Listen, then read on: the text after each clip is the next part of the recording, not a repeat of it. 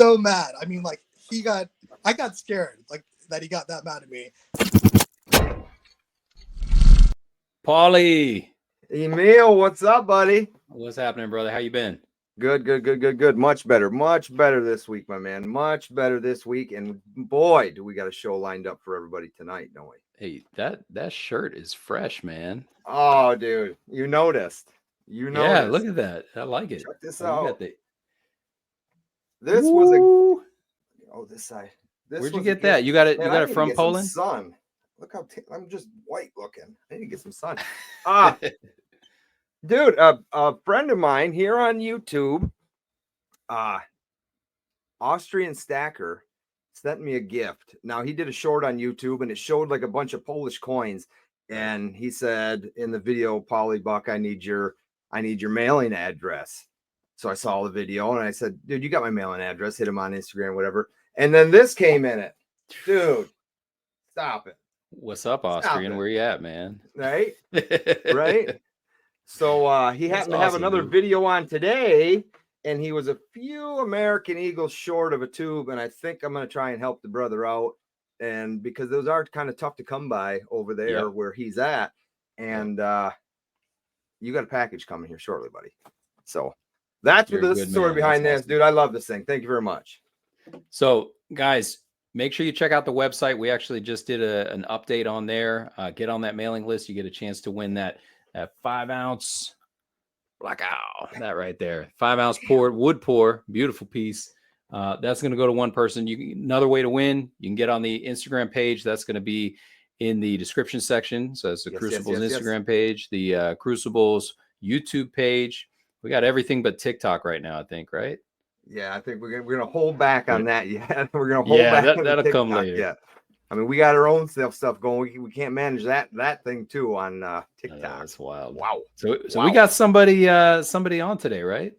We do got somebody on, but before we get to that, we also got something you're going to be doing. I think we could just drop a hint, like these Marvel boxes we talked about last week. Did I see you've got one and you're talking about opening it up here tonight? Yeah, and I know, like, I've seen other people do unboxings on some of their live streams, and I've seen a couple of really cool pieces pulled, and I've seen a couple of duds. So yeah, we have an Ultra Breaks, and we have the Marvel Breaks box too today. Ultra Breaks, all right.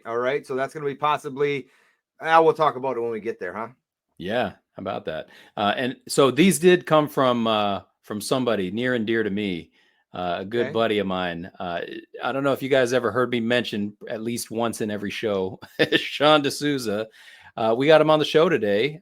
He's a fantastic friend of ours. He's a dealer, coin enthusiast, subject matter expert, actually all of the above. So all of the above. Let's go ahead and bring him on. Here we go. What's up, buddy? Here I am. You get it. There you go. There we go. I was behind the scenes. Here I am. That's right. How you doing, Sean? Pretty good, guys. Glad to be on. Good.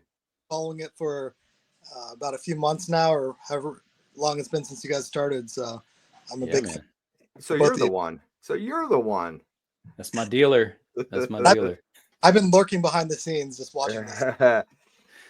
Great guy. You actually listen to our show like on your off time, right? We don't pay you to do that.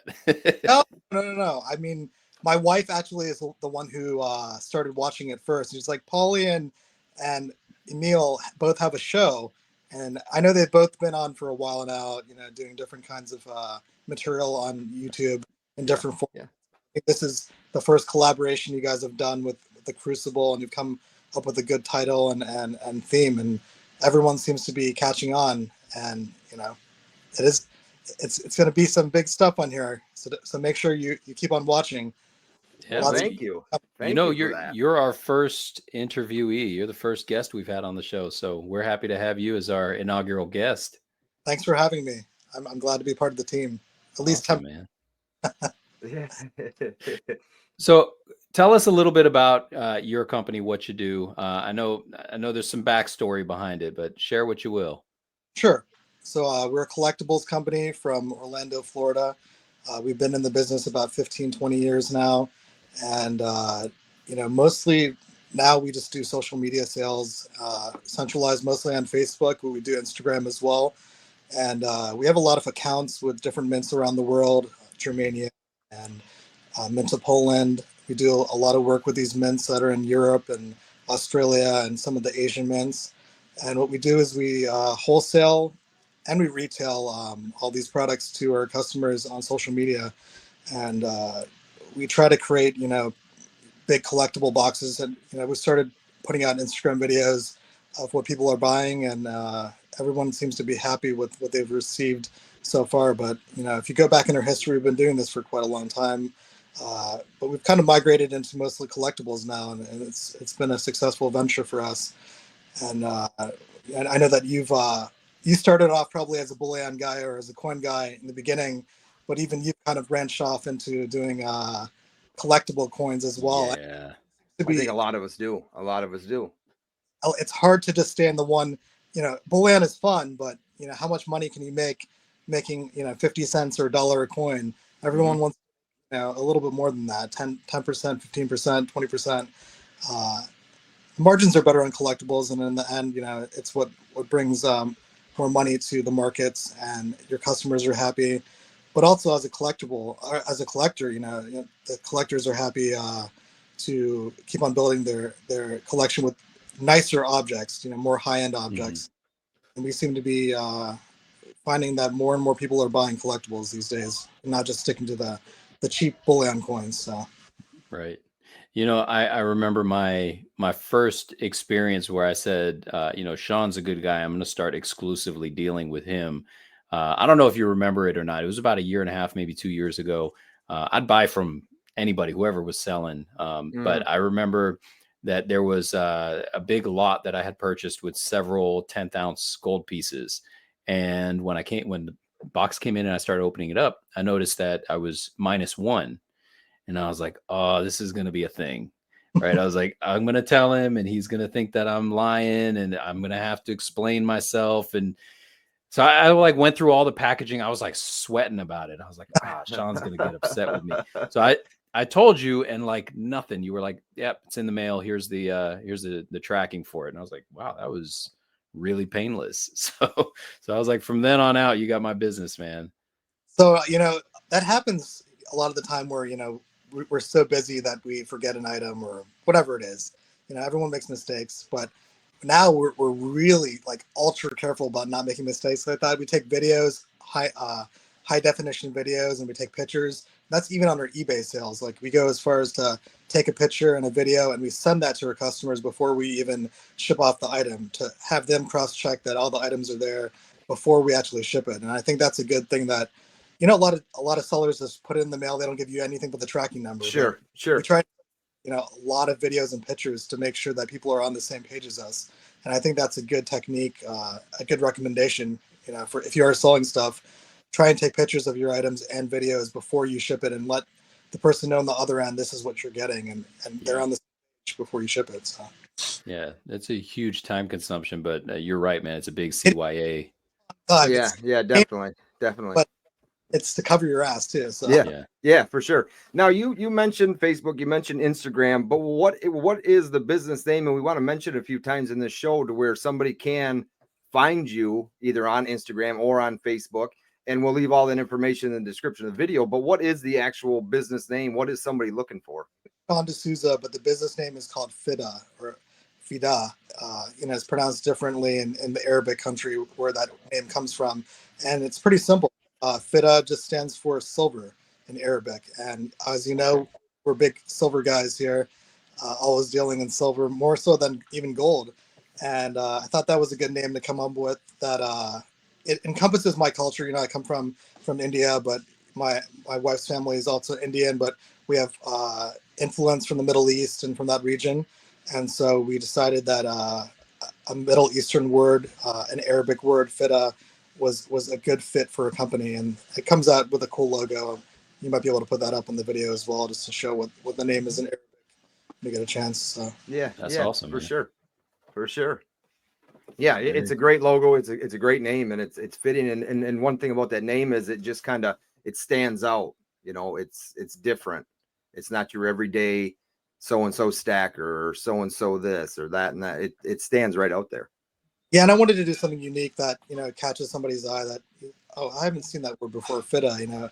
It sounds like something that you're feeding somebody your food or whatever, but, you know, food for thought, food for silver. Yeah, right. It keeps everybody wondering what that means. And I think, you know, the more questions people ask in this hobby, no one knows everything. We're all learning about different aspects of the hobby, but I think it's good to keep on questioning not only your reality, but also coins and silver and gold and everything else. Sure. So we're here to find out about this multifaceted man, Sean D'Souza. I see you got a guitar in the background. You were about to start busting out into some tunes a minute ago. How many guitars do you have move there? That guitar. He grabbed a different one. Well, a different one. He got more than one, eh? How long you been playing? 20 years maybe. Oh my gosh. Bands and stuff. It's my hobby. It keeps me free from anxieties, and I have a very stressful life. It's full-time business all day long, and so when I get back to my guitar, it keeps me nice and calm. And that's something both Emil and I can attest to. I'm not going to mention too much, but man, there are a lot of late nights. We see a lot of different coins coming up on the internet, and I always chat with Emil. I'm like, does this guy even sleep? Does he go to sleep? No, one. Is this his wife on there? Is he telling her, get on there and post this stuff? I got to get some rest. I'm pretty sure I got a message from you at like 1:53 in the morning last night. I really don't sleep very often. My wife hates it. You know, most wives would hate your significant other, you know, working all day long and everything, but it's a hustle, man. It's an all day affair. And that's just it. You hear the stories about people wanting to work for themselves, and it's going to be so much easier when you work for yourselves because you can do anything you want to do. But dude, it's 24/7 your baby. You know, it's yours to take care of. If not, it's just going to fall apart. Like if you take a break, what's going to happen, right? Vacation I take, it's like, you know, you go away for a week or 2 weeks or a month, and it's probably like double the time just catching up when you come back. So but I do try and work a little bit on my vacations. I know that sounds bad, and you know, a lot of guys, you know, want to just take 100% time off, but for me it's hard. You know, I still do a little business when I'm on vacation. I still work a little bit, and I try to keep things organized, and I still get customers asking questions. But at the end of the day, you want to keep your customers happy. You want to keep your friends happy. And, you know, my customers are my friends. I try to be as friendly with them as possible. And I try to be relatable and understand what their emotions are. And if they're upset about something, I gotta keep on communicating with them, because the worst thing is just to ghost and disappear off the face of the planet. And then people start questioning what's going on, you know? Yeah. Yeah, no doubt. And especially in this world, you know, precious metals is a touchy thing, and you mess with the wrong, or something goes wrong the wrong way, that's potentially a lot of clients lost. Yep. It's a lot of money that you're handling, and you know, you're handling people's you know, products, their inventory, their money, and you know, so that's stress I go to sleep with every night. But at the same time, I wake up in the morning, you know, with a smile on my face, and I keep on going. You know, it's hustling. It's a game. You know? Obviously, within my body, in my mind, I'm holding a lot of anxieties and fears of like what's going to happen with the next release, and you know, oh my God, are these people going to get their coins in time from this mint? And so there's a lot of things like in here, like Emil was saying, you know, what's really going on in my mind. There's a lot of things that are going on, and it's a very high stress business. You know, I feel like I maximized my potential though. You know, I've taken whatever I've learned, and I've applied it, and I try to serve everybody with the best service that I can, and I think people are pretty happy with it so far. So, Sean, what's your best book recommendation? Books. To be honest, I haven't read a lot of books recently. Like, I do read coin magazines and Coin World and stuff like that. Right. The gray sheet. Yeah, not touch it. Yeah. I'm more when I'm looking for prices on stuff. I just go on eBay, and I sort the sold prices, and I kind of see it. To me, that's easier than looking at a gray sheet that was written like a week ago. Like, it's not as relevant if you think about it. Right. eBay sales and that kind of thing are what I look at for price comparisons. But you know, the books that when I was, you know, a kid reading books in high school and stuff like that, Catcher in the Rye was always my favorite. I love that one. All right. I like The Giver. That was a good book. I mean, I haven't read any like recently to say that like I just go back to my high school days, and Harry Potter. Those books are amazing. There you go. Big Harry Potter fan. Some people hate it. I know. What Empire Precious Metals, Stormy. He really doesn't Harry Potter at all. He hates it. He's gonna hate me. I don't think he's even watched Star Wars before. But he makes maybe fun of one episode. Maybe one. On there, the frog that jumps, the chocolate frog, and I'm like, you're making fun of Harry Potter, but it really, that series is, I used to make fun of it too. I'm not gonna lie, I thought it was stupid until my wife got me to watch the movies, and I watched the first one. It's kind of childish in the beginning, it shows them as little kids. Yep. As they grow up and they get older, those movies get more and more mature, and it's a very dark series. I mean, Voldemort and all that. It might even be darker than Star Wars. I dare say that, like, Voldemort is a more evil character than Senator Palpatine or the Emperor. Right? He's a pretty evil character. So, I mean, I feel like there's a lot more depth to those movies even than Star Wars too. If you were to watch all the Harry Potter movies, you wouldn't be able to describe everything that happened in those movies if you watched it once. You watch Star Wars, pretty easy to give a plot synopsis, in my opinion. So. Yeah, and then they had Jar Jar Binks, and that kind of ruined everything. So, I'm a fan of the prequels, even though like a lot of people hate those movies. I grew up with the original Star Wars, and I enjoyed the 70s and the. I was born in '84, so after. You're a baby. I'm still a baby. I got him by a year, man. Watching the Star Wars movies when I was a kid. Return of the Jedi was my favorite because it's really fun. But the older I got, I think Empire Strikes Back, really struck a chord with me. And I like that's obviously where Boba Fett makes his first appearance, and everybody loves Boba Fett. Especially that guy next to you. Didn't you make that? No, you made a 3D printing of what was it? That right there. That's it's a Boba Fett, but it's like a skull, like a Boba skull helmet. Yeah. We're never going to be able to recreate that time though, in the 80s and 90s. I wonder if we get them to put the helmet on. Where movies were just like so much better than they are now, as far as like just creativity wise. Sure. Indiana Jones, Star Wars, Back to the Future.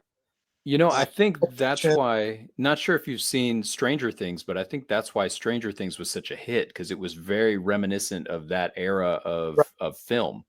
And it's good. I like Stranger Things. I watched the first season, the second season, and after that, it kind of like, to me, it just didn't continue on with the same nostalgia that the first few seasons did. Gotcha. But I do like those shows for sure. I think I'm a big Star Wars fan, but you're right. The new movies are just horrible, really, really horrible. Yeah. The latest ones, the last three that came out, just I remember the first, and that's. I mean, I watched some other ones, the originals, but anything that's come out recently, I haven't even given it a chance, really. Have you guys watched the Indiana Jones movie? Have you watched it? No. So not the new. No, one. and like the original, sure, yeah, I have. Yeah. Hey, now you said you're born in '84. When's that big 40 coming up? It's like next year. September. So I just September. turned 30. Okay. Big plans. 9, so I've got one more year until I climb that hill. That is for man. It's weird. That's all. Any big plans? Going anywhere? We'd like to do a Europe trip. We tried to do that. We're going to go on a Mediterranean cruise right before COVID hit, and our cruises obviously got canceled for the Mediterranean cruise. So we were going to go see all of Europe, and it was going to be an amazing trip. And then, of course, the COVID virus kicked in around 2020, and we had to cancel all those cruise trips that we had in mind to Europe. And my wife and I would really like to go back and see Paris and France, and everyone wants to go to Paris and see it. It's a romantic dream, to go visit. And so I've never been there. I've been to London. I've been to Lisbon, Portugal. Those are two places in Europe that I have visited, and I've really enjoyed it. Europe is such a different place. I mean, it's preserved. The culture is preserved there, and here it feels so much more modern in the United States. But over there, you feel like you're truly in the old world. Yeah, 17 to 1800 range. It's still preserved there. Like, you don't see that here as much. There's certain cities that are older here, but for the most part in Europe, you've got that old culture that still stayed there, right? So it's a little bit different. Yeah, man. They still got them old cobblestone roads in areas. And they last much longer than these paved roads that we have. They get these potholes every time it snows. Dude, it's Oh, yeah. it's terrible. Hey, I didn't send you the screenshot. We got snow coming next Tuesday here in Michigan, by the way. Yeah, Whoa. sucks to be you. Early. Yeah. Hey, Sean, before we get too far off the era, but you started talking about, high school and this and that. Now, growing up, going through high school, was it ever in your mind that this is what you wanted to do? You were going to be a bullion dealer? Well, no, it wasn't. I mean, I went to high school and I worked at Target. That was my first job. Hey, I was Kmart. I started gas station. You're a gas station, you're Kmart, so we're all kind of in the same boat. Nothing related to coins. Even it was beer money, when I was a cashier at Target, even if 90% silver or any of those silver coins passed through my hands, I wouldn't have known if it was anything special like that. Right. It was something I had no idea, no clue. I was a cart boy that used to push the carts in. I used to do the cashiering. I used to work in the lawn and garden section in Target. And then I went to college, and even for the next 5 to 10 years after that, I had nothing to do with coins. It wasn't until I met my wife about 10 years later, after college, and I was working in cell phones and T-Mobile, and I had met her next door in jewelry, and I started to talk to her, and we started dating. And she owned a jewelry store in the mall, and I started working with their family, and I quit my job at T-Mobile, and I'm here now. Hey. Oh, there you go. I was gonna ask if it was a mall. You said T-Mobile and then jewelry store, yeah.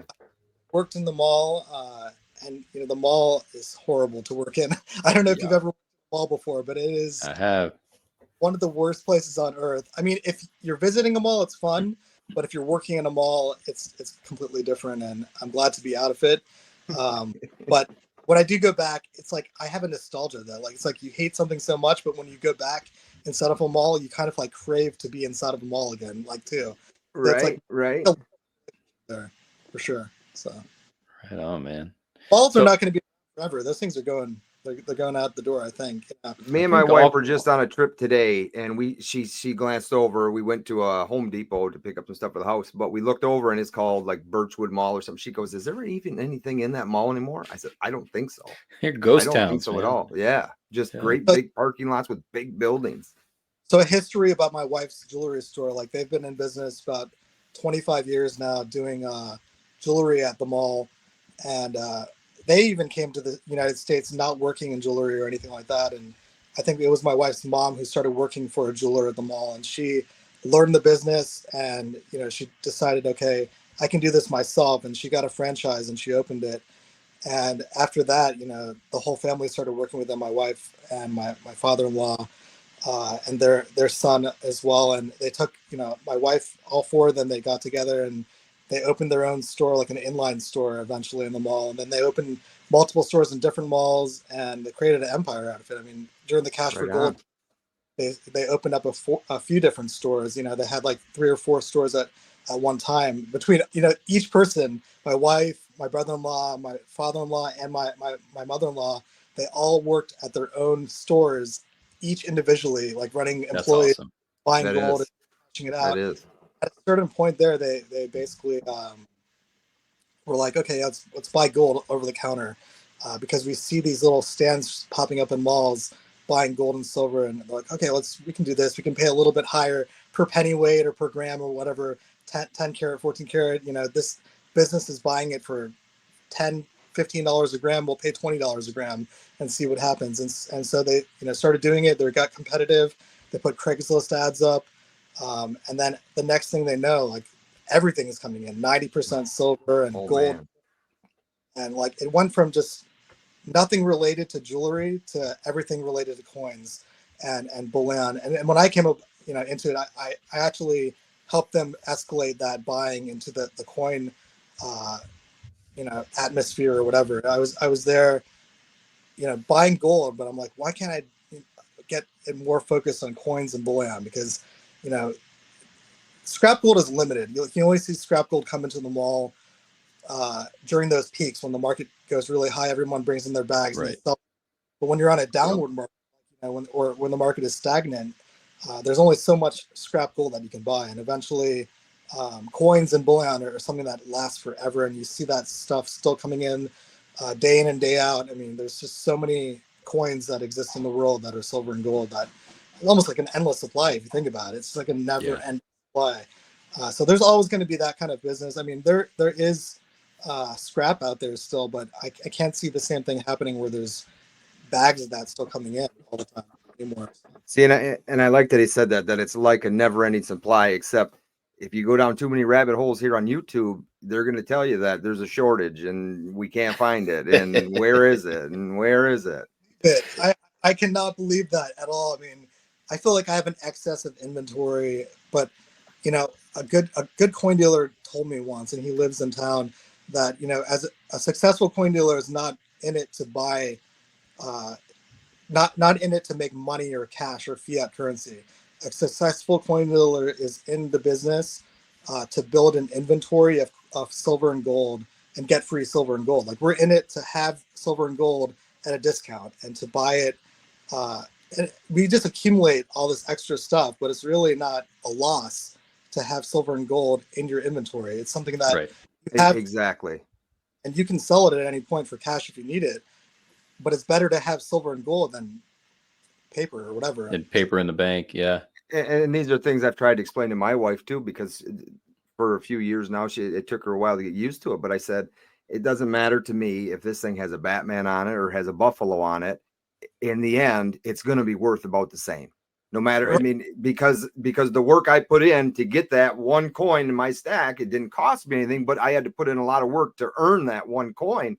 So at that point, it's a Batman, sure, but it's also a generic silver buffalo. Exactly. Yeah. All coins are created equal pretty much at a certain point. I mean, they're silver and gold. They're content that will always be worth something at the end of the day, rather than just nothingness. Nothing, right? Right. Now, Sean, I watched you do an interview recently where you had mentioned that every now and then you have to deal with crusty old dealers. Now, clearly, when someone says something like that, then there's some moment of their life that they're recalling. What was that moment that stands out to you? Tell me about this crusty old dealer and how he did you dirty. So, you know, I'm not going to put out any names specifically. No names. No names. Yeah, no names.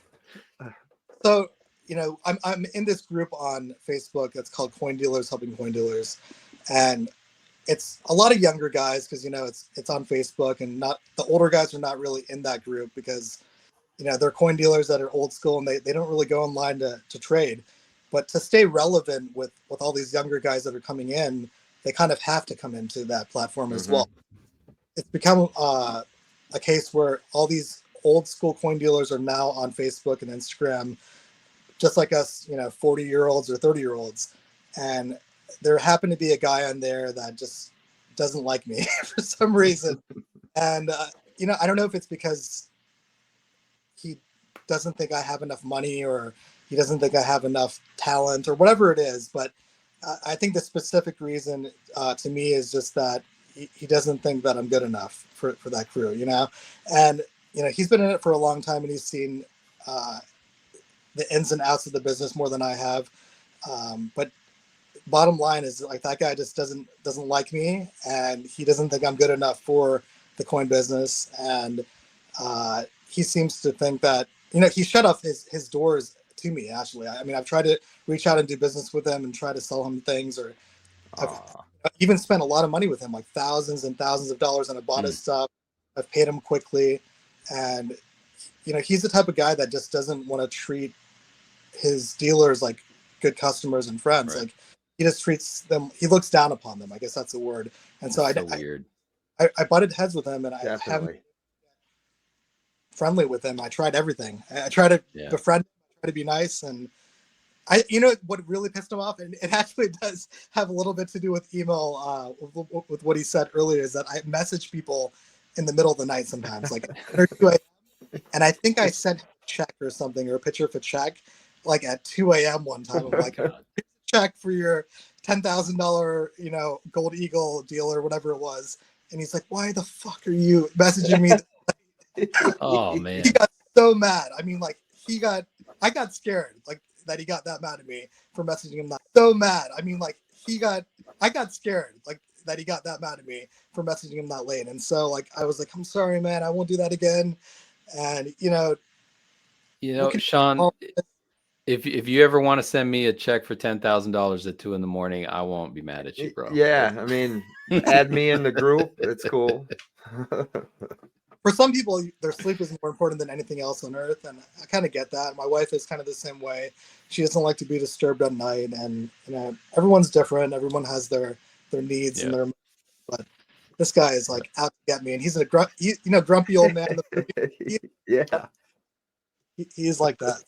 I see them like that at coin shows. Some of them, like they look at you like, why are you even here? You don't have white hair. Yeah. Like I don't have any hair. What are you talking about? I don't want to go into like the, everyone will use like race as an excuse, like for whatever, like that's why he didn't treat me this way because I'm, brown or whatever. There is kind of some of that I've encountered going to those coin shows, whether you want to believe it or not, 95% of coin dealers that are out there are white and they're older. A lot of them are older, and it's hard to relate to some of them. We all come from different cultural backgrounds, and some of them just don't respect they don't know the history that we've gone through to get to where we are. A lot of our culture has gone through a lot to be where we are here in the United States. We've got out of our countries of origin. I personally didn't. I was born here in America, in Maryland. I'm full-blooded American. Hey, Virginia. There you go. We're close, but my wife, she is from India. A lot of people are immigrants from their country, first generation immigrants, and they fought to get here. It was so difficult to get here, and a lot of people want to throw them out of the country, but no one knows how hard they worked to get here and to be where they are. And I feel that firsthand for all these immigrants that are coming here. They want to get out of the shithole that is their country. And, what better place is there than America? We are safe here. We have liberties. We're thankful for what we have, and sorry, I'm getting emotional, but no, you're good. That's what this show is about, man. That's what we do. Husky had me in damn tears last week. Sorry about that. Sean, aside from what we were just talking about right now, what's something within the industry that you would like to see change? Well, that the way that things are going right now, as far as a lot of these dealers are, all pre-selling stuff at the same time, right? We're all in the market. That's something I was going to touch on too, but go ahead. So we're all kind of in the same boat, trying to pre-sell the same items at the same time, and some guys are cutting their profits and their margin just to be like cheapest and all that. But it's not really about the pricing. Like everybody the cheapest price out there. And I said this to Stormy on his show, is that like it's really not about the price at the end of the day. You don't want a collectible to be worthless, and you don't want to bring the price of a collectible down either.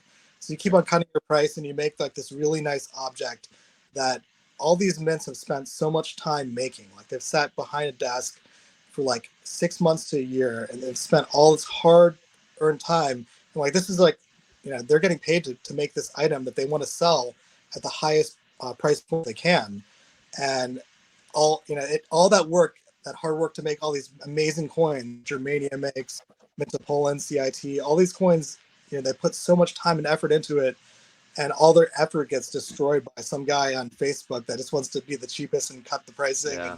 That's really what I would want to change, is that like we're in this to make money, right? We want to make, yes, we love the hobby, but for a lot of the people, this is a business, and we want to make good profit, and you're just killing profits by creating a downward market. Really, that's what I would change personally.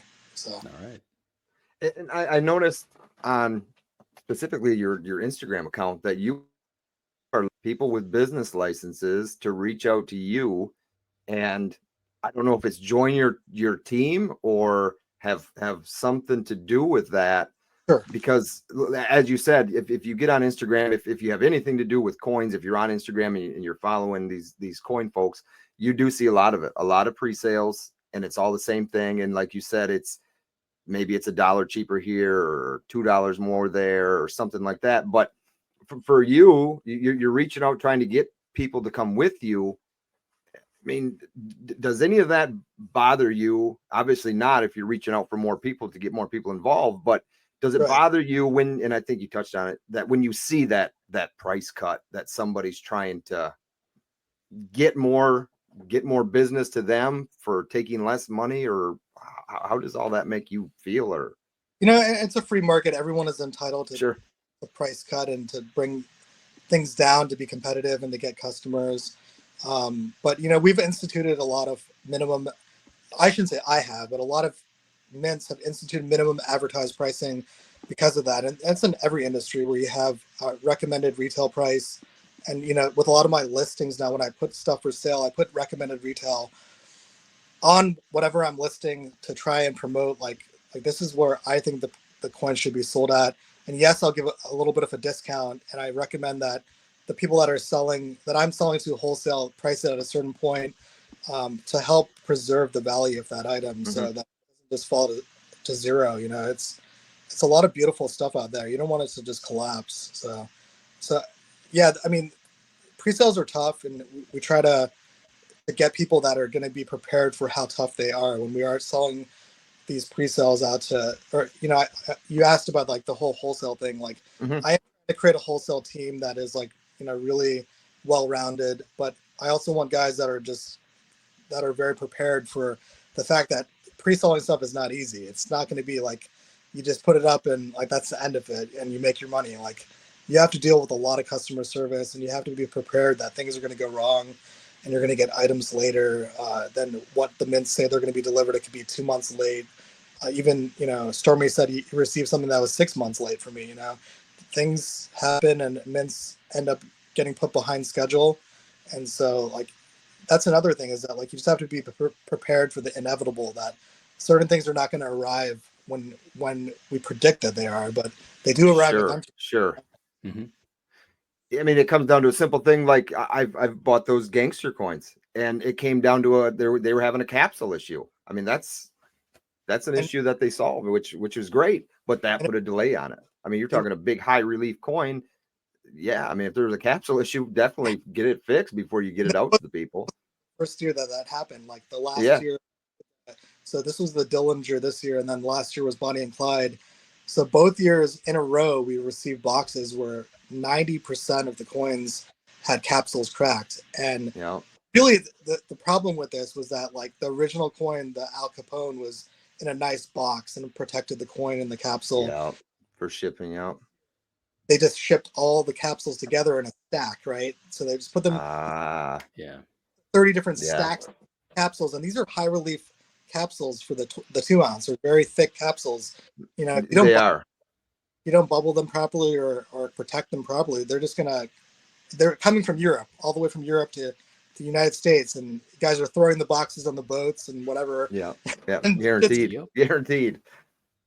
So, and unfortunately, we received crack capsules, but this mint is really good at remedying and fixing things, and they fixed it within a couple weeks, and we got brand new capsules, and in some cases some of the coins were damaged, and we got brand new coins actually out of it too as well. So it was they fixed it. They came through, and that's great.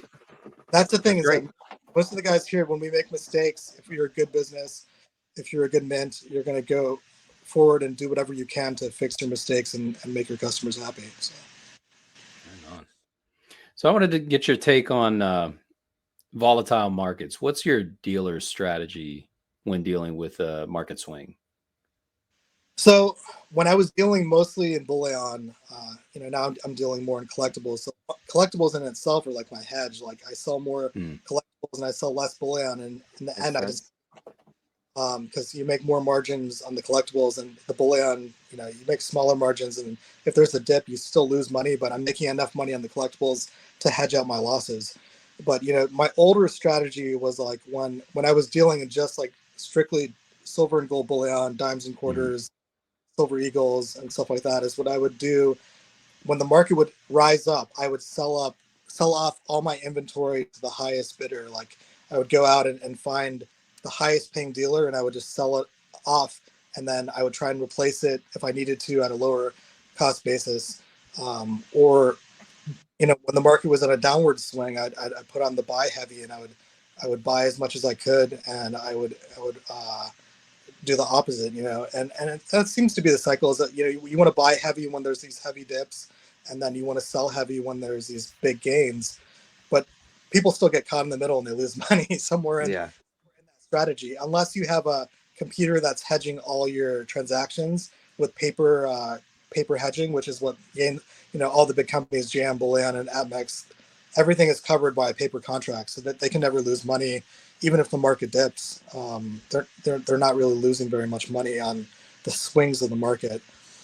But a lot of the bigger dealers, the old school coin dealers, like that grumpy old guy we talked about. Yep. Does he has positions, right, where he buys X amount of silver, and he keeps track of how much he's buying and how much he's selling, and he makes sure that for every ounce of silver that he sells at X amount, he's buying a little bit more cheaper. So he's hedging it from a replacement perspective, where if he sells 100 ounces of gold, he'll buy 150 to 200 ounces of gold at a cheaper price than what he sold it for. And so he's always replacing his inventory cheaper. And so that's the old school way of doing it, without the computers and without even the market, tracking the market and where it is. You're always increasing your position, no matter what happens. And if we end up with more silver and gold at the end, that's good, right?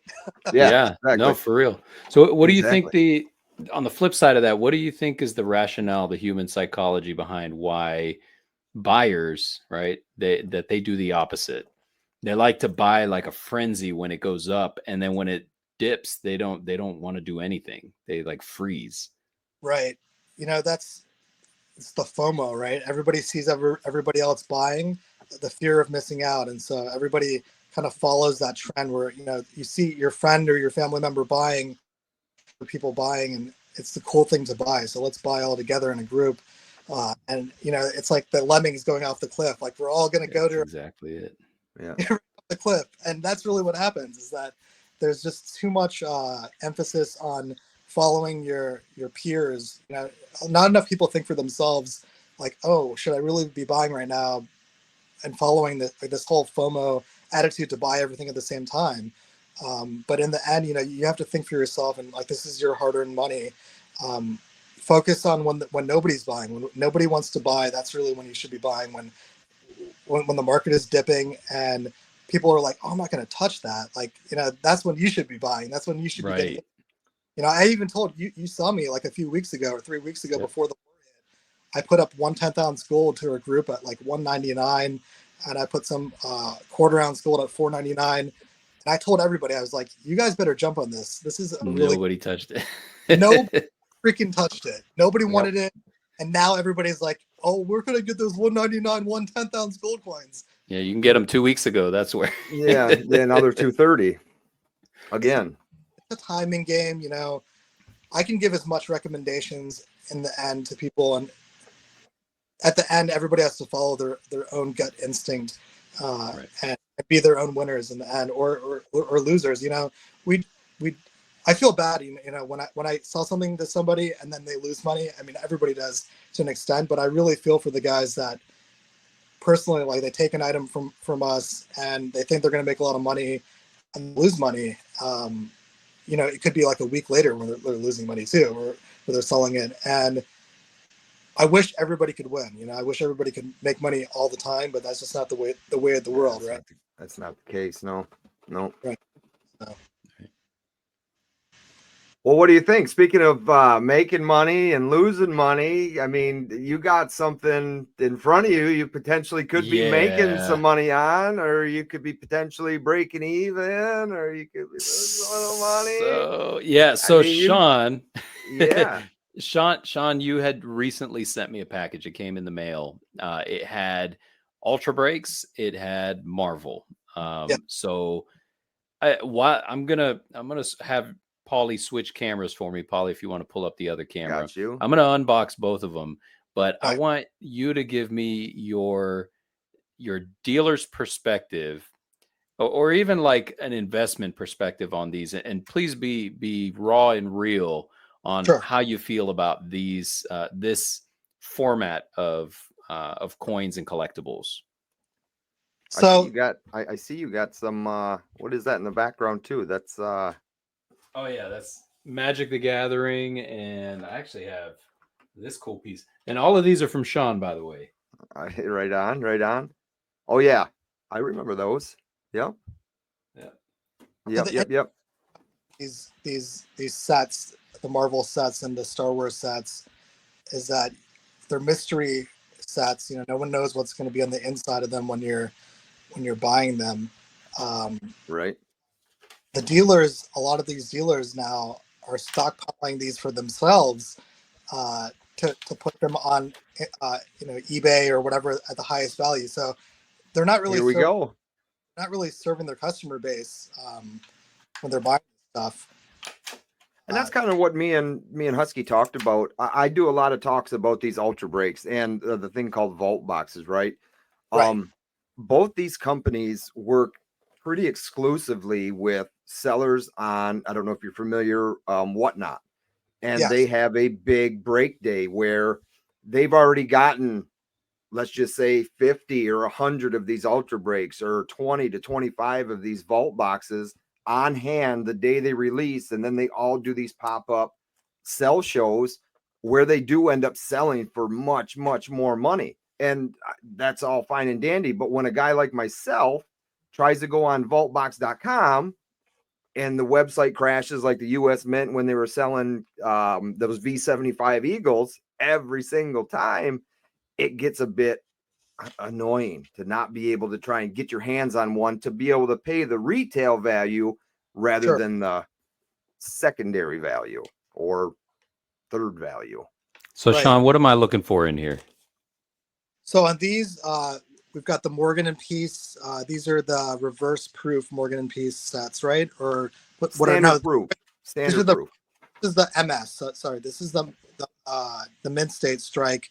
So you're get a Mint State silver. Oh yeah, uncirculated. When you pull it out, and there's different foils that are better labels. Like the golden foil is better than some of the other foils. So we'll find out like what he pulls out of here. What's a good one? All right, it's a piece. It's a peace dollar. 2023. Foil at the top is going to be the indicator of what's a really good one and what's not. Okay. He's got the gray. Got the gray. Gray is your basic. That's your basic coin. Basic. Yep. Womp womp. Womp womp. I want to say, okay, so they did less of these. I want to say that there's only about 250 of these available, though. I believe, because I know they did many more in the proof version, and I think there was about 500 of each in the gray series, and then it drops down. There's gray, gold, and that holographic look to it. So estimated retail value on the basic, it'd be just the price of the pack, right? Be pretty close to the price of the pack. Yeah, it'd be pretty close to that. Yep. All right. There's a slight markup or whatever, but you know that is on it. Hey, that's PCGS. That's right. The NGC is the vault boxes. He's got the knife out now. Yeah, got to. These have that security tape going across the back. So I'm going to slice these up. And now, Sean, tell me about these Marvel ones and what I'm looking for in here. So the Marvel set. Who'd these come from to start with? You're looking for, these are from New Zealand Mint. New Zealand, okay. NZ Mint. And he's cutting the box. Obviously, the best one you can get out of here is a quarter gold Avengers coin, which is 1 out of 10 made. And the next step above that is like a 1 out of 20 silver, purple. Ooh, nice looking box, folks. It's all based on the mintages. You can either get a 1 out of 10, a 1 out of 20, and then there's like different tiers of mintages. We're going to hope that he gets okay, there's the book. So we'll be able to see what you got, because we talked about these last week and we brought up pictures. So there's your basic. Yeah, green label is going to be green label. Yeah. Mintage of 250 of each type. Yep. Right? And we have orange, which will be 150 of each type. So it's a little bit rarer. I'm nervous for you. Price goes up a little bit. You got the red label. That's going to be a mintage of 50. Right here, you're looking at, this has got to be at least, 200 a coin, you think? I would More now. I would think a little bit more than. Well, I believe those are the villains too, right? Is there? I don't know, because this has Winter Soldier. I guess he'd be. Yeah, that these look like villains. Those These look like villains. All right, here we got mintage of 30, a little bit more rare, and then we get into the ultra rare, right? Ultra rare is mintage of 20, and then the mythic mintage of 10. The purple ultra rare ones, I know they're going for like thousands at least. Yeah, like $2,000, I think I've seen. Yeah. All right, so this comes with two. One of them was tossed out, so let's start with the one on the left. He's starting with the one on the left, folks. Oh, look at the velvet bag. It's in a velvet bag. What do we got? Nice. What do we got?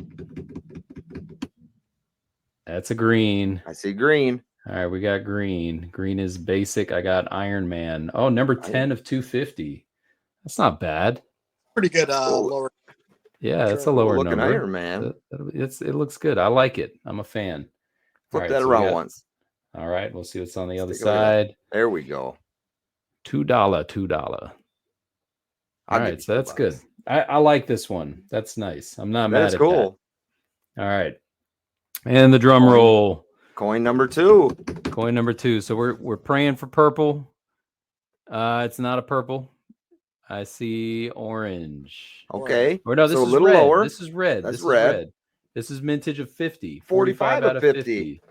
Yeah. That's Thanos. Look at that. Thanos with the the rings. With the what do they call that glove? The gauntlet? The gauntlet, yeah, the Infinity Gauntlet. So I'd say that's a pretty stinking good deal right there. I'm not sure what Thanos is worth, but with a mintage of 50, that's got to be a couple hundred. Yeah, I mean, I think that's a good thing now, and still make your money up and then some. Even on the commons, if you're selling them on eBay, with the reds, I think you can get at least maybe 400 or something out of the best reds. And the purples, of course, you're gonna be able to double or triple your money. And my honest feeling on a lot of this mystery stuff is that it's an unpredictable market. You don't know where it's going to go. That's the unfortunate part, is that it's fun to open something, not know what it is. It's in this whole started, go back to movies, Willy Wonka and the Chocolate Factory, or Charlie and the Chocolate Factory, with the golden ticket, pulling that golden ticket out. There's actually that came out this week that is done by PAMP. It's distributed by PAMP. It's a Willy Wonka coin where you get a 1 ounce silver coin. You have the chance of winning a 5 gram golden ticket. And I think it's supposed to correlate the next Wonka movie that's coming out, try to promote that. But there is another movie coming out. I didn't know that. Yeah, no, I didn't know they were doing another movie. Yes, I think it's either fall or winter. We're in fall right now, so either fall or winter. It's coming out pretty soon, and it's going to be. Please tell me Johnny Depp's playing Wonka. I'm not. I think he already did play Wonka in the one before this. Well, he played in Alice in Wonderland, right? Right. Okay. Yeah, he did Alice in Wonderland. I'm trying to figure out when the next. So the guy that's doing it right now, I think he's in the Dune series. He's the actor from the Dune series. They did that last. Gotcha. The main character. The main character, I'm pretty sure. Right on. Okay. Anyway, like the mystery box thing is like, I like selling it to my customers because they are going to get something, hopefully, that is what they paid for. And we did get a guy in our group that got the 1/4 ounce gold Darth Vader, and he was like super, super happy when he got it. And the fact that, we bought like 200 to 300 of those sets, and there was 5,000 out there, and he still got the 1/4 ounce gold at the end of the day. Like, that's freaking lucky to get $5,000 or $10,000 coin and pay. I think, what did we sell them for? Like $260 or $270 a set. Yeah, right there. Like that. And same thing on these. We sold them for like $290 or something a set, and people are still doubling their money and getting. And I think on eBay, just closed unopened boxes are still going for 600 plus. Right. On these Marvel ones. I don't know about Star Wars. I know I sent Husky a link from AppMax. Right. What they have them for? $7.99 the Star Wars boxes unopened. Yep. $1,500, $250 cost or $260 cost is what we sold them for, and people are getting 5 times or 6 times the value of what they paid. So even if from a sealed perspective, or if you open up like Emil just did, you shouldn't have a problem making money on this in the end of the day. But what I worry about is like on the next series and the next series when they do Harry Potter or Lord of the Rings or one of those other sets. Like what's going to happen when you have all these common cards? The same thing happens with sports collectible cards. There's just too much supply in the market, and everybody has all the commons, and they're all stuck with them, holding the bag. Like, there's just no upward mobility once there's too much supply in the streets with these mystery boxes. So it's good right now because the FOMO is still, very strong. Everybody wants to push them higher. But when that FOMO ends and it becomes more like a chibi, like when you get 100 different chibis on the table, they're not as rare anymore. So there are actual collectors out there who want to get each one of the series. So they're diehard collectors, and they're willing to either hunt it down or pay the extra premium to have that one because they don't want to spend the $700 on another box to open up and maybe get the same coin they already have. I can tell you, like, you'll know when the market is starting on these type of things to start to go downhill is when, like, right now dealers are buying all these sets. Like I said this earlier, they're buying all these sets on the first ones that when the Star Wars came out. I sold about 300, and literally I did not keep a single one of them. I did not keep any for myself, zero. And I should have a couple just to see where it went. On the next round here in the Marvels, we got like 90, and I kept like 10 of them for myself. Other dealers that I know, they ordered about the same amount, 100, 200, 300 pieces, and they kept 90%, or like they kept all of them for themselves to open and sell on the market and make the most profit. But not only are they not serving their customers, and customers are pissed off in the end, like why didn't we get any? But that's a good thing. Obviously, like, the market is high and they're making money, but like you'll see the market go downhill when you see dealers not keeping these for themselves. They're only selling to their customers, and then that like this is an end game, Avengers end game. Yeah, right. Well, let's talk about that right quick. Emil and I touched on it last week again about just this random gold coin being found before actual customers even had them in their possession yet to even be opened. Do you think there is a possible way to find out if a dealer got 100, 200 of these boxes to possibly test to see if one of those boxes actually had a gold coin in it, and then happened to say, okay, this one potentially has a gold in it, I'm going to open that up? The only way that would, you can't do it by weight because all the weights are very similar. If you weigh them all out, they're very similar weights. The weights have been staged in a way where there's no way to determine, which is a good thing. So it's been proved so that can't happen.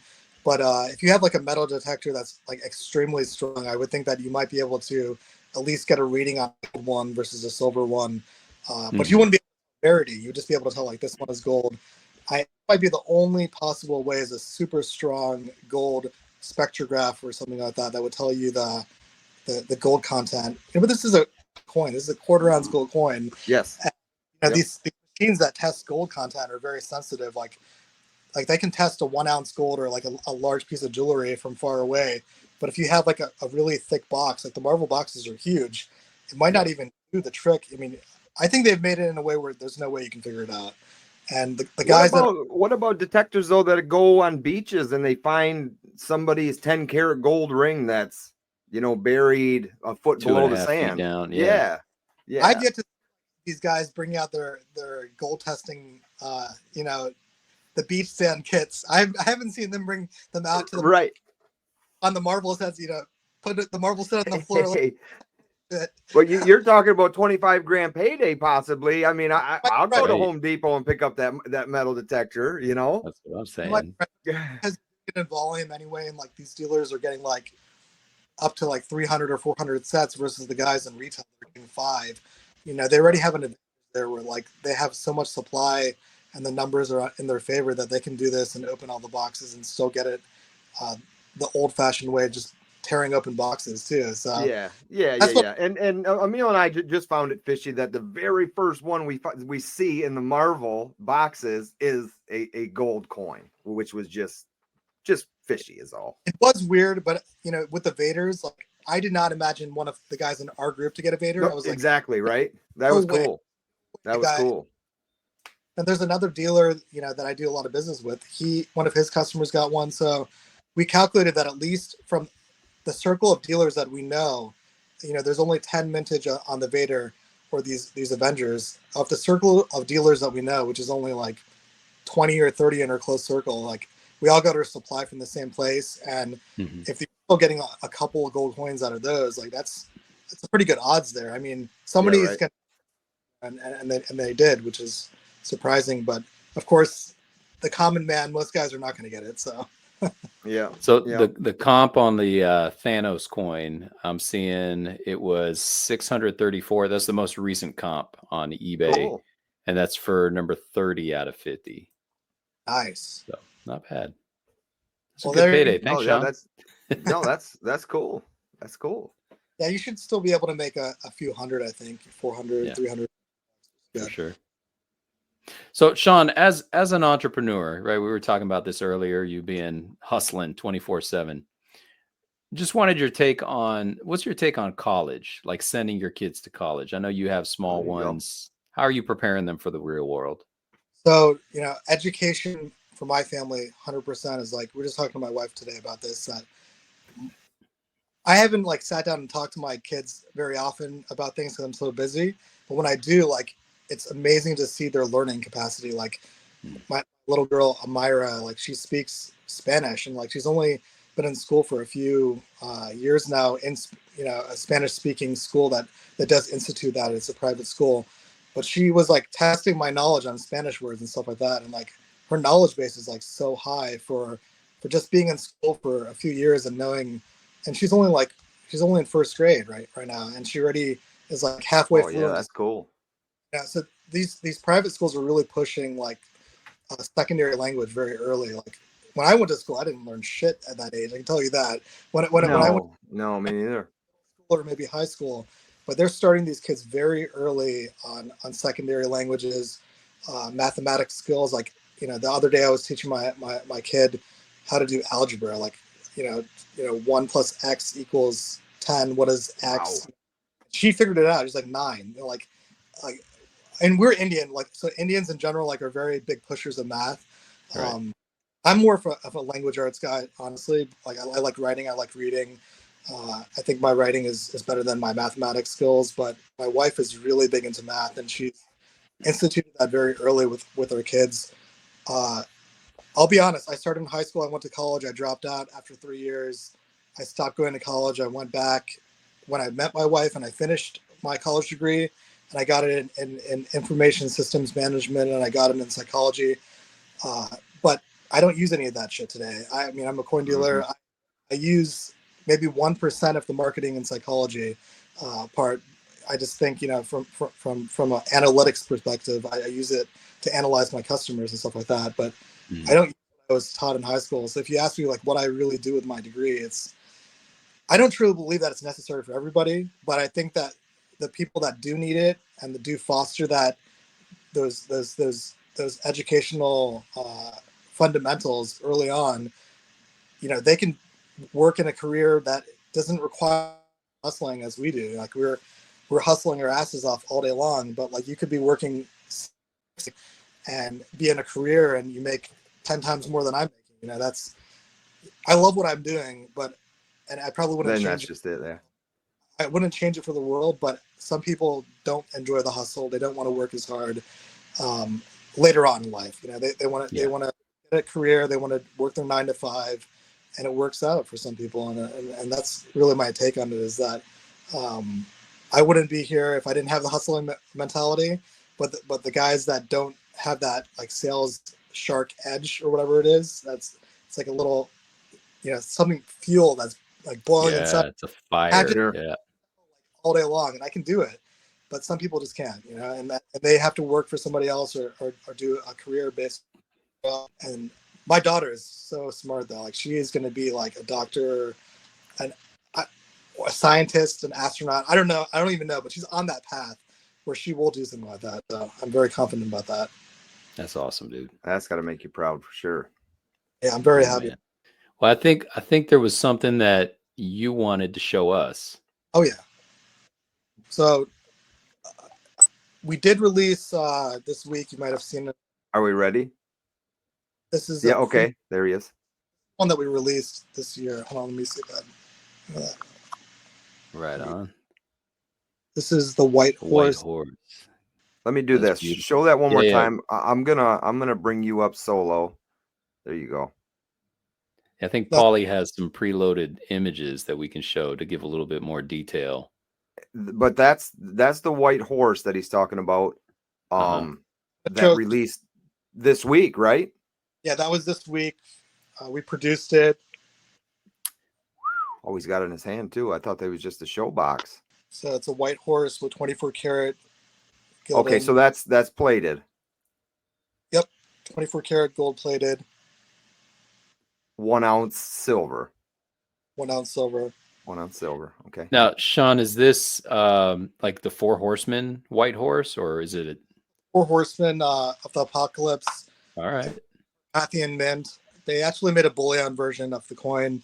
It was a collectible coin that Coin Shop Canada, they had come up with a series of a mint of Poland where they did a 2 ounce Apocalypse series, and the white horse was like the first one in the series. And then this other mint called Carpathians Mint, which is kind of in the same realm or the same boat as Germania Mint. They're releasing stuff of that nature as well. And they did a series version of this same coin, and we decided to gild it, and we put it into a nice collectible box. Right on. Pauly, did you want to pull up the full rose image? And this is what now? Is this part of that, or is this something completely different? But this is the next release that I did in the 24 karat gold gilding out today. I mean, this is the world premiere right here. This is stuff that you're doing. This isn't something that somebody else is doing. This is your idea, and you bought these coins and had this done to them. Yes, sir. Yep. This is That's amazing. Gold gilding, and to celebrate an Indian and heritage, to celebrate Diwali. This is the Diwali Durga. Durga is a goddess from the Hindu religion. Durga Diwali gilded coin, and there's only 65 of these minted, so very small mintage. Oh, look at that! Well, she got 6 arms. She got 6 arms going. This is 8. Dude. Yeah, one of the most detailed bullion coins. Wow. That is in production. I cannot find a more detailed, just strictly bullion coin. I mean, you look at American Eagles, you look at Maples, like look at the detail on this coin. If you look at it, like how intricate it is so freaking detailed. That's so impressive. That's why we decided to go with like this coin, because it's just, when you put gilding on it and you make it, silver coin have that gold gilding, it is extremely detailed, and we thought it would be a good celebration of Diwali, which is the festival of lights in the Indian Hindu culture. And then, that's beautiful, man. They give each other silver and gold as a gift. That's like the Indian tradition. You always give your fellow brother or sister a gift of gold, and if you can't afford gold, then you go with silver. And so with a gold gilded silver coin that has the appearance of gold, which it looks just as good, I think it's one of the best depictions of a gilded coin that you can get on the market right now. And we only made 65 of them, so I think it'll be pretty popular. Very nice. I think that's what does this show? Yep, this is the sheet explaining what it is. 2023 24 karat gold gilded mintage 65. That's it. So if somebody wanted to get one of these, how would they get a hold of you? So we're gonna do a premiere on this coin as far as the sales go tomorrow. We'll put the coin up for sale on Facebook, and it'll be kind of like a first come first serve. I'm not gonna wholesale it. It's gonna be like strictly retail, so you won't see any other offering this out, and you'll see it just on the retail channels on and Instagram. And so if you want to go on my Instagram or Facebook, it will be on there. And we're going to leave all his information again in the description of this and wherever else it's played. And yeah, dude, look at that. So see, even in the image, you can't tell that it has that like proof-like finish. No, when he's showing it, it's of those who are not watching, just listening. The fields are all proof-like. Let me blow him up one more time. Keep that where it's at. Bring you back solo. Yeah, that's pretty, man. Look at that thing. We gotta get you a better camera, Sean. I'm not. Yeah, I'm not when it comes to cameras and stuff, but there we go. There you go. Wow. Yeah, that image, even though they were the better images, that coin in your hand is really nice. Yeah. One nice looking piece. Good job, man. Well done.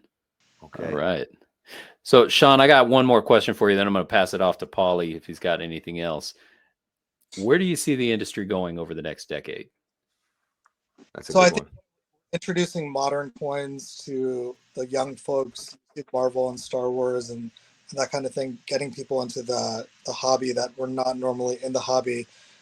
That's good. You know, we want people to be in the hobby and we want people to be interested in coins that were no longer, you know, people that were just, you know, I worked at Target and I want somebody that knows nothing about coins to get into coins. And, you know, there's kids out there, you know, to keep it going, you got to keep them interested. And so the mints are doing a good job reeling those people in. But I think, you know, I'm a US coin guy at heart, you know, just like a lot of these guys.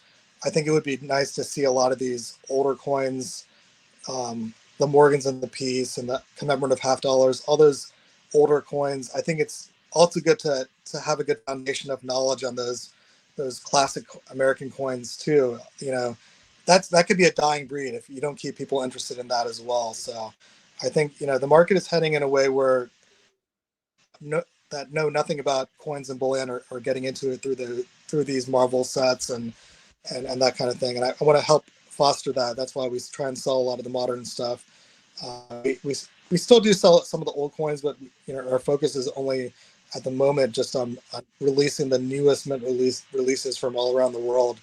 And I think the mints are doing a good job getting younger people into it that way. And I think that in 10 years, I think you'll see a lot more people do what I'm doing right now. And hopefully you'll see some coin dealers that I've created. And I know I've already created a few dealers just in the past. For sure. From my own customers that have, you know, either they're at my level or they're above me, you know, they're selling way more than I am, you know. So that's always my goal, is to get somebody at a higher level than I am, you know, doing what I'm doing. And hopefully that's something that we keep on fostering, is that there's better opportunities out there to make money, but also to enjoy this hobby and to collect things that stay in your collection. Like I have tons of stuff that I'll never sell, and I'm sure you guys both have stuff that you'll never flip ever. You know, you love it so much that it becomes part of you and you don't want to give it to anybody else. And my kids are going to get it. Right. So I save a lot of this stuff, and I got a couple like that buried. Yep. I mean, some stuff is so I want to get rid of it, you know, but at the same time, the nicer stuff we want to keep, and our generation piece that we pass on to the next person in our bloodstream. So yeah, for sure. No, man, if the price is right, everything's got a number. Hey, Sean, you touched on the newer generation coming in and these Marvel coins and these movie coins, stuff like that. And it's good getting new folks in. Now, I know you offer grading services, both at NGC and PCGS. How do you feel about the NGC-X as far as not using the Sheldon grading system, but using their 10-point system, for instance, like, you know, they do on sports cards like this, you know, Mr. Marvel. This is graded by PSA, and they do a 10-point system.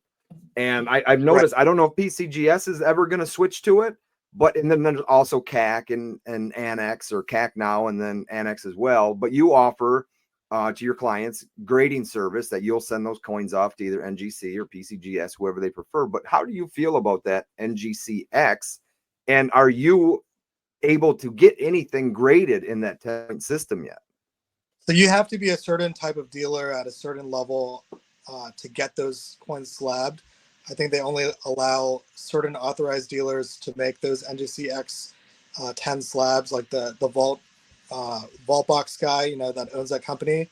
He has like a contract that he can only put out those, and he's one of like maybe like 10 different dealers in the country that can do those NGC-X slabs. Pinehurst is another one that's able to do it. Yeah, I've noticed Pinehurst. At the end of the day, like those are, you know, it's a good concept because 1 to 10, base 10, everybody understands like the 10 number. It's way more simple. I like it personally, but if you ask like the average guy that's really into coins, like they all hate the system and they all want it to be destroyed and to go away. Like they're very adamant about knocking it and saying that it's the worst thing ever developed. So, you know, I'm a minority when it comes to saying that that's a good system. I can tell you that. But I do think it's a good system to get guys that know nothing about coins. And, you know, a perfect 10 is a perfect 10. A perfect 9.5 is not perfect. That's, you know, that's right. Yeah. So they're making that like a MS or PF 65 is what they say. Yep. Exactly. 65, equivalent to. Yeah, like 65 and 95, or, you know, a 9.9 is a 69, that kind of thing. Yeah. But I think people are making it a little bit more difficult to comprehend than it is. It's very simple. You know, even a guy that knows about coins can understand that a 10 is the best thing that you can get. And I think it's catching on pretty good. I mean, if the vault box is catching on and people are buying all that and it's in that format, and there's yeah, it definitely is. They've done a couple that have those NGC-X slabs with them. Yeah. So, you know, and even the Pinehurst coins that we mentioned earlier, they did their Legendary Warrior series with the MS10 or MX NGC-X 10.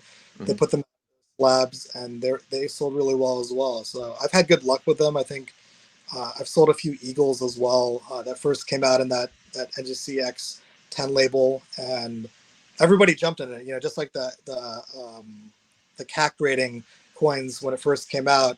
A lot of people wanted to get in on it, and I think the knack grading slab. Have you ever seen the knack grading slabs in person? What they look like or what they feel like? Not from them. I haven't. They're really nice looking slabs. They feel like they're sturdier or better protected.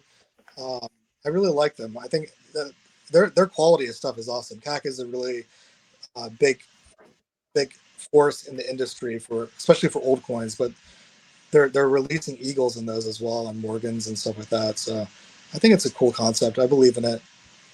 Yeah, I definitely wanted to touch on that just to let those out there listening know that you do offer that service, because those grading companies can cost a little bit of money, and if you're not sending in coins on the regular to be graded, you're kind of losing out on the perks of actually having that whatever you want to call it, membership through each service, that you carry that membership and you're willing to send that off for another price on top of the coin you're buying for that customer. That's a great thing. Yep, we're embracing it. We're offering it on every coin. My complaint right now is that just like the turnaround time is taking forever. You send a coin out, it's taking like 3 or 4 months to come back. People are getting antsy about. Dude, how long did those Wolverines take, Husky? A long time. And that was, long, I mean, man. over 2 years ago. I mean, that was a wait. I know I waited patiently, constantly checking that website to see if anything. I waited, hit and refresh, hit and refresh, hit and refresh. The worst thing is when you like send something off and it takes 3 or 4 months or whatever to come back, and then it comes back in a body bag, or it can't be graded. It's ineligible for being graded, and then you have to send it back again. You know, like that's the worst possible scenario. And I have a few coins that are like that. I got this European coin that I sent in, and the shield, they said the shield fell off when they were slabbing it. Like they put the coin into encapsulation, and there was a part of the coin that said that it fell off, or it was like a secondary part of the coin, and so that it was so mad graded. Yeah, and right? I don't. They broke it. I really don't even know. They didn't really give any other than the shield fell off when they were trying to encapsulate it. And that's kind of a crazy reason. Right? Well, that was like my Wolverine error coin. I wasn't going to bring it up. I wasn't going to do it. I swear. Yeah, I sent them in. They looked like they were maybe 70 to maybe 69. Yeah. Right. And they came back as anything as low as, like, I think the lowest one came back 64. And they had like junk all over them. And I was like, who did this? That's not how I sent them in, but what can you do? We've sent stuff that has 0 milk spots, and by the time it comes back, it has milk spots. You know, there's a lot of things environmentally that, it's hard to say like where it was hanging out or what kind of, body fluids or whatever. Well, and that's just it. And like. one of the coins he's talking about looked like it sat on some dude's desk with a rubber band over it for a month straight, and it was just toned. While and then where the rubber smoking band cigarettes wasn't in front of it or something. I don't know. Like it sat on a bar room table somewhere for a month, and then someone sneezed on it. That's not how these coins went in. Come on, people. Yeah. We got the Wolverines that just came in at the bar. They've got it's no big deal. Just leave them sit there. I'll pick them up before I leave next week. For a fact, during COVID, that like NGC and all these other companies, they did send out their material to guys at their houses like to work on. So it's possible that, we're working from home during the whole lockdown or COVID vaccine thing, and it could have been very true, very possible. Who knows? So you got to think of it this way: like if a guy who's used to grading old Morgans and old, whatever, old coins, right? Standing Liberty quarters, you put them on your desk, they're not going to tarnish any more than they already are. But you take a brand spanking new coin right out the capsule and you put that on your desk.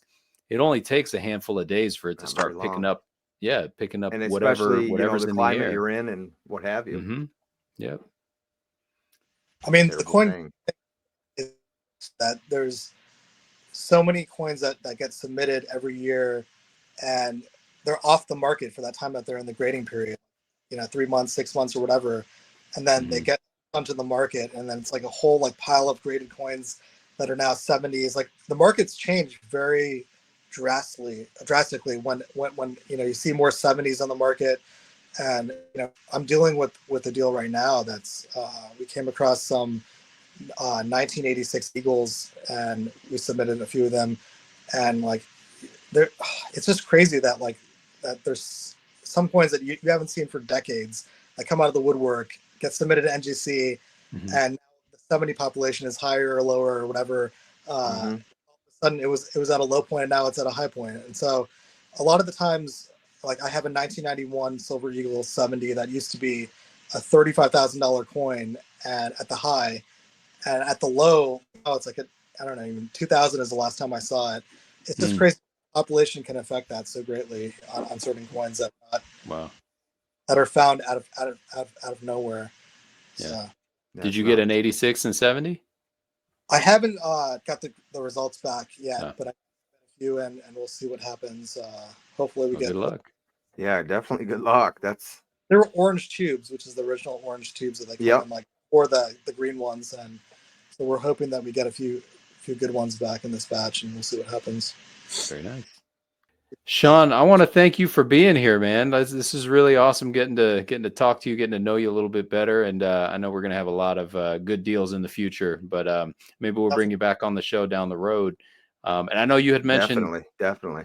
You had mentioned delving into social media yourself on a more physical presence. So I look forward to that coming to fruition too. Yep. I'm definitely going to do some video sales. I keep on saying I'm going to do it, and I never do, but you will. Yeah, you definitely will. And definitely reach out if you're looking for any help on any of that. Reach out to Husky and I. We can kind of point you in somewhat direction. Well, first step would be to get real cameras rather than a phone camera. Hey, I didn't even have to twist his arm. I just mentioned it, and then off he went to Best Buy. Yeah, that was me on day one, man. Hey, but clean. Yeah, thank you for being here, and to the viewers or listeners, guys, don't forget, you get on that mailing list. Go to our website, get on the mailing list, and you'll get entered to win that 5 ounces of silver. Other ways to win: you subscribe to our YouTube channel, the Crucible. You subscribe to, get on our Instagram as well. Was there anything else? Definitely get on the Instagram, because we're gonna start being more active on there as well. We're trying to get transitioned off of our channels and onto that Crucible podcast channel by Solo, and we've got kind of a set time that we want to do that. Not a time frame, but we're looking at certain numbers to make it worthwhile to go over to that channel and bring a lot of you listeners listening today or listening tomorrow or the next day over to that channel and just get familiar with that channel in itself. Not that we don't love being on our own channels, but we'd love to transfer all that in some time. So definitely All keep an eye out on Instagram for sure with all that information as well. Right on. Well, Sean, thank again, you all. thank you, buddy. Good See ya. seeing you.